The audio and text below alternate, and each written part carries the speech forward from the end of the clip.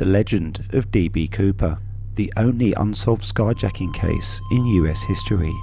On November 24, 1971, on a rainy afternoon in Portland, Oregon, a man approached the flight counter of Northwest Airlines. He wore a dark raincoat, a dark suit with a skinny black tie, a neatly pressed white shirt and loafers. He appeared to be in his 40s, nearly 6 feet tall with receding hair. He looked like a business executive, witnesses later said, using the name Dan Cooper. He used cash to purchase a one-way ticket to Seattle on Flight 305. The man who carried a black attaché case sat in the last row of the Boeing 727 for the 30-minute flight, seat 18C, ordered a bourbon and soda. After the plane took off, he handed an attractive flight attendant a note, which she slipped in her pocket and ignored. A bit later, when the flight attendant passed by him, the man leaned forward and whispered to her, "Miss, you'd better look at that note. I have a bomb." With that, the legend of D.B. Cooper was born. Hours later, in the Seattle-Tacoma airport, Cooper, now wearing sunglasses, boarded a second plane empty of passengers and with only a flight crew. After he showed the flight attendant on the first plane the bomb in his attaché case and she conveyed the note's contents to the pilot, his instructions had been followed.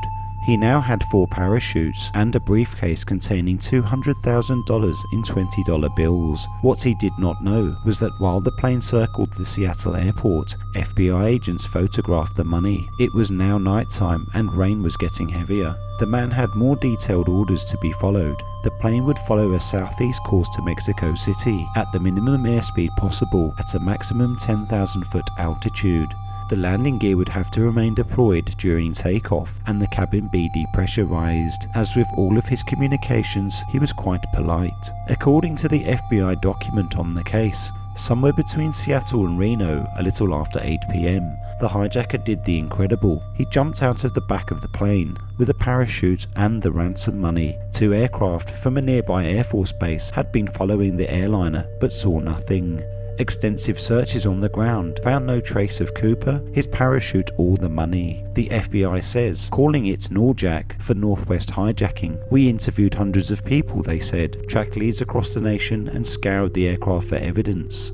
By the 5-year anniversary of the hijacking, we'd considered more than 800 suspects and eliminated all but 24 from consideration. It is one of the greatest unsolved mysteries in FBI history. Despite theories put forth in books, documentaries, symposiums, and an enthusiastic website or two, no one has proven the identity of D.B. Cooper. A journalist mistakenly turned Dan into DB and it stuck. None of the photographed money turned up till 1980, when a boy found 3 packets of ransom cash in a stream near Vancouver, Washington. One of the most widely believed theories was that Cooper died in his audacious jump from the plane. He had a parachute that couldn't be steered. He jumped at night into the heavy wooded area and in the rain, in clothes certainly not practical for such a jump. On July 8, 2016, the FBI announced that it had redirected resources allocated to the D.B. Cooper case in order to focus on other investigative priorities. What do you think happened to D.B. Cooper? Leave your feedback in the comments below. Remember to like, share and subscribe. Thank you for watching.